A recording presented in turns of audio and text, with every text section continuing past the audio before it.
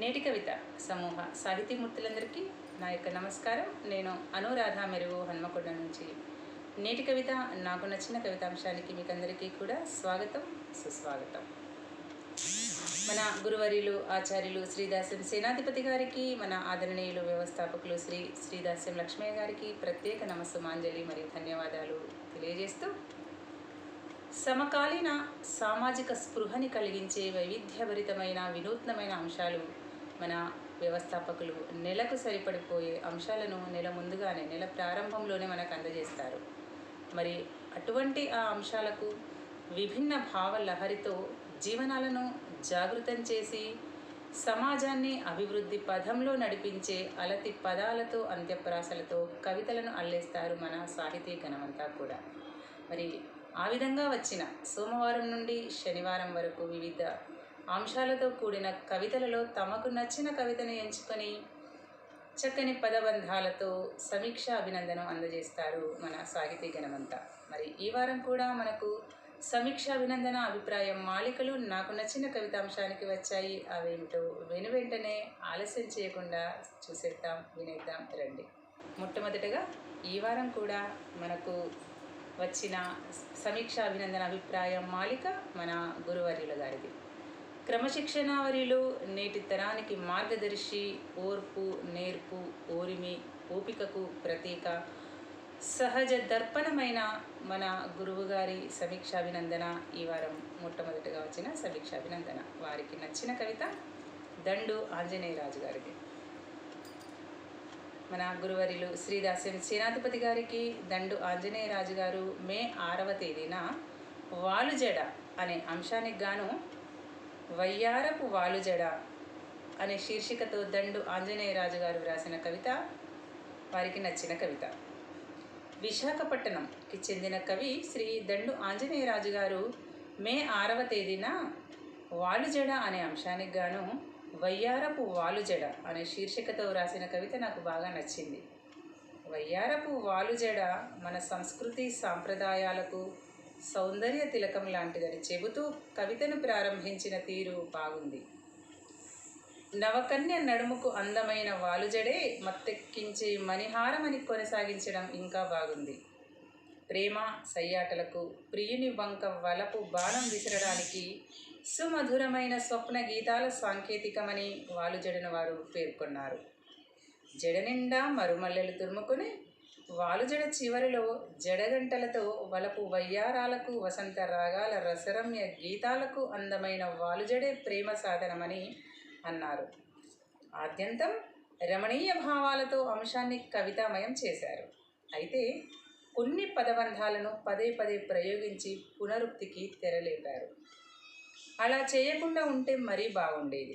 వాలుజడను అందంగా ఆవిష్కరించిన కవిమిత్రులు శ్రీ దండు ఆంజనేయరాజు గారికి, నిర్వాహకురాలు సినారే వాగ్భూషణ పురస్కార గ్రహీత మెరుగు అనురాధ గారికి అభినందనలు అంటూ దాస్యం సేనాధిపతి గారు మన గురువు గారు చక్కని పదబంధాల సమీక్ష అభినందన అభిప్రాయం మాలిక పంపారు.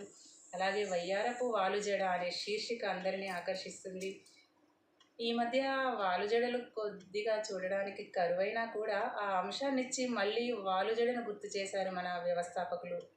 అటువంటి వాలుజడ అనే అంశానికి చక్కని పదబంధాల చిక్కని కవితను వ్రాసి ఆంజనేయరాజు గారు మన గురువర్యుల సమీక్షాభినందన పొందారు.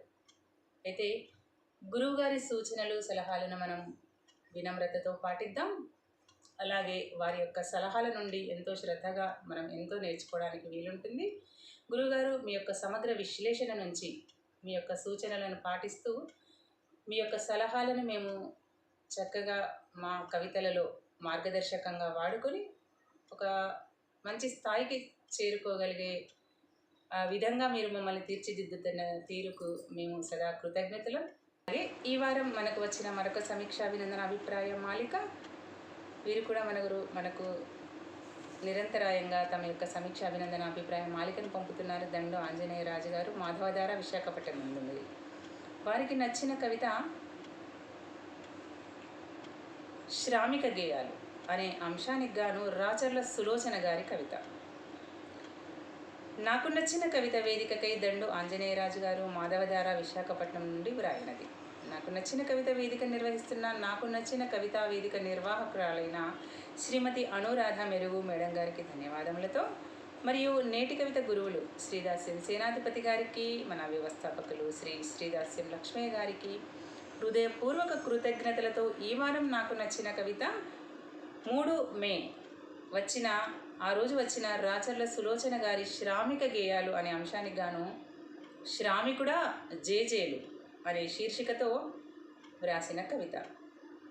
మొట్టమొదటిగా రాచర్ల సులోచన గారు అంటారు వారి శ్రామిక గేయాల పల్లవిలో, ఓహో శ్రామికుడా ఓహో కార్మికుడా, పగలు రాత్రి తేడా లేక పలుగు పార కత్తి సుత్తి పట్టి నీ సేద్యాన్ని రక్తంగా మార్చి కర్మాగారాల్లో ఉత్పత్తులు పెంపొందించే నీ శక్తికి జోహార్లు ఓ శ్రామికుడా, నీకు వందనాలు అయ్యా అంటూ అహర్నిశలు కష్టపడుతూ దేశ పురోగతికి పాటుపడే శ్రామిక శక్తికి వందనాలయ్యా జోహార్లయ్యా అంటూ కార్మిక శక్తిని సులోచన గారు కవితాత్మకంగా వారి గేయంలో పొగిడారు. అనుక్షణం యంత్రాలతో పోటీ పడుతూ ఏ క్షణంలో ఏమవుతుందో తెలియని కాయ కష్టానికి ఖరీదు కట్టే వారే లేరంటూ వారి ఆవేదన వ్యక్తం చేశారు. ఓ కార్మికుడా, అభివృద్ధికి మూలస్తంభంగా నిలిచే గుక్కెడు గంజి కూడా కరువాయ నీకు ఓ కార్మికుడా అంటూ కార్మిక పక్షపాతిగా నిలిచారు. ఇంకా సులోచన గారు గనిలో కార్ఖానాల్లో నీ ప్రాణాలను పణంగా పెట్టి భూమి లోపల ఉన్న నల్ల బంగారాన్ని వెలికితీస్తూ మానవ జీవితాల్లో వెలుగు నింపుతున్న ఓ శ్రామికుడా ఓ కార్మికుడా, నీకు వందనాలు, ఈ జగతికి నీవే మార్గదర్శకుడుగా నిలిచావు, వందనాలయ్యా వందనాలు అంటూ ముగించారు. రాచర్ల సులోచన గారు ఇంత మంచి కవితను అందించారు, అందుకే నేను నాకు నచ్చిన కవిత సమీక్షాభినందన పంపుతున్నాను. అలాగే ఈ అవకాశం కల్పించిన గురువర్యులు ఇరువురికి హృదయపూర్వక ధన్యవాదాలు. అలాగే నాకు నచ్చిన కవిత నిర్వాహకురాలైన శ్రీమతి అనురాధ మేడం గారికి హృదయపూర్వక నమస్కారాలతో ముగిస్తున్నాను అంటూ తమదైన శైలిలో దండు ఆంజనేయ రాజు గారు మనకు ఒక చక్కని సమీక్ష అభినందనని రాచర్ల సులోచన గారి కవితకి పంపారు. ధన్యవాదాలు దండు ఆంజనేయ రాజు గారు. అలాగే రాచర్ల సులోచన గారు మీకు అభినందనలు. మరి వాస్తవిక సంఘటనలు, సమకాలీన పరిస్థితులు, సమాజపు విభిన్న కోణాలను ఆవిష్కరించే కవితలను వ్రాస్తున్న మన కవిగణం అంతా కూడా తమకు నచ్చిన కవితను ఎంచుకుని సమీక్షాభినందనను పంపగలరని మీకు మనవి చేస్తున్నాను మరోసారి. అలాగే ఈ నాకు నచ్చిన కవిత యూట్యూబ్ లింక్ రాగానే మీ యొక్క సలహాలను, సూచనలను, అభినందనలను మరియు శుభాకాంక్షలను కూడా యూట్యూబ్ లింక్ సెక్షన్లో, ఆ కామెంట్ సెక్షన్లో మరియు మన యొక్క సమూహంలో కూడా తెలియజేయగలరని మీకు మనవి చేస్తూ, ఇవి ఈ వారం సమీక్షాభినందన అభిప్రాయ మాలికలు. మరి వచ్చే వారం మరిన్ని సమీక్షాభినందన అభిప్రాయం మాలికలతో మళ్ళీ కలుద్దాం. నాకు నచ్చిన కవితాంశంలో. అంతవరకు సెలవు. నమస్కారం, ధన్యవాదాలు.